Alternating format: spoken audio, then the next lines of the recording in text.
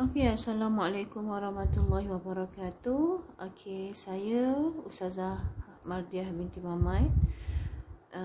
Tahun ini saya akan mengajar pendidikan Islam tahun 6. Dan hari ini kita akan belajar akidah, iaitu tajuk Allah bersifat sama. Okey.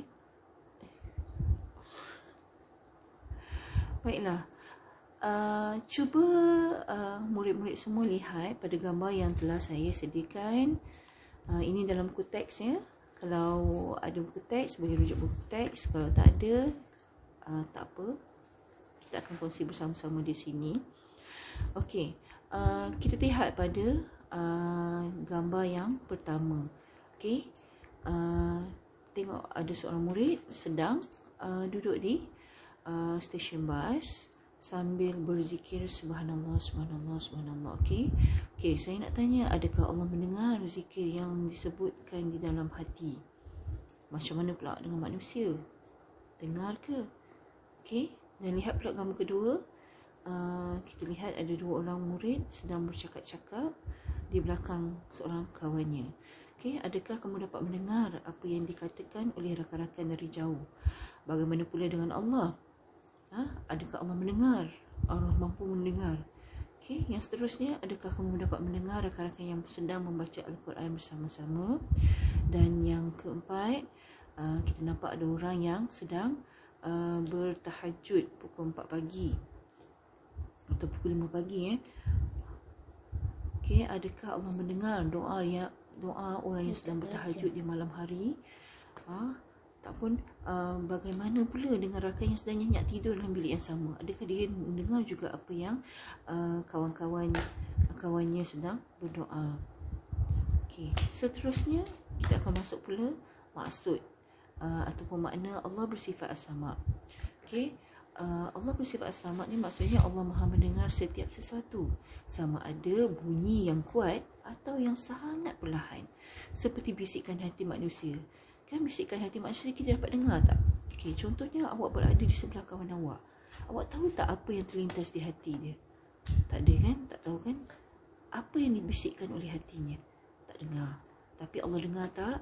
Dengar. Sebab apa? Sebab pendengaran Allah ni berbeza dengan pendengaran makhluk-makhluknya. Sebab Allah tidak memerlukan diri pendengaran dan pendengaran Allah tidak terbatas. Okey, maksudnya sini pendengaran Allah berbeza dengan pendengaran makhluk. Pendengaran Allah ni tak terbatas dengan pendengaran manusia yang sangat-sangat terbatas. Okay, Allah Maha mendengar sama ada yang nyata maupun yang tersirat. Manakala manusia ni hanya mampu mendengar yang nyata saja. Sedangkan kalau orang membelakangi kita pun, kita dah tak berapa dengar dah. Apalagi Allah, berbeza dengan Allah. Bisikan hati, lintasan hati pun Allah boleh tahu. Okay? Yang seterusnya, hukum beriman dengan Allah bersifat sama. Hukumnya adalah wajib. Sebab apa? Sebab sebagai seorang Islam adalah menjadi tanggungjawab kita untuk beriman kepada Allah, termasuklah sifat-sifatnya. Hukumnya adalah wajib, kan? Sebab apa? Sebab bila kita tahu Allah hukum beriman itu adalah wajib, maka kita perlu sentiasa jaga diri kita, jaga kata-kata kita, jaga lintasan dan bisikan hati, sebab Allah Maha mengetahui. Okey. Yang seterusnya, dari nakli Allah bersifat sama ni, okey, kita baca sama-sama ya. A'udzu billahi minasyaitonir rajim. Bismillahirrahmanirrahim. Wallahu sami'un alim. Maksudnya, dan ingatlah, Allah sentiasa mendengar lagi sentiasa mengetahui. Bila kita sebut dalil nakli ni, automatik kita akan ingat bahawasanya dalil nakli adalah dalil atau daripada Al-Quran yang membuktikan bahawasanya Allah bersifat dengan sifat as-sama, iaitu Allah Maha mendengar. Okay, seterusnya dalam arti Allah bersifat sama adalah Allah memiliki segala sifat kesempurnaan dan kemuliaan. Oleh itu adalah mustahil bagi Allah bersifat kekurangan, seperti kita tak boleh mendengar. Sebab apa? Sebab dalil nakli ni kita boleh tahu. Dalil akli ni kita boleh lihat daripada dan difikirkan dengan akal fikiran berkaitan dengan Allah bersifat sama ni. Kita kan mustahil lah Allah yang ciptakan dunia ni tak boleh mendengar, kan? Berbeza tak? Beza tak dengan kawan-kawan awak? Sedangkan kalau kita berada di lain-lain bilik pun, dalam satu bangunan pun, kita tak boleh, kita tak tahu, kita tak dengar pun apa kawan sebelah cakap. Apalagi bila kita berada di jauh. Tengok, beza kan? Okey, jadi saya rasa itu sahaja yang saya dapat kongsikan hari ini untuk pembelajaran kita pada hari ini. Dan saya juga ada tinggalkan 2 tugasan untuk anda.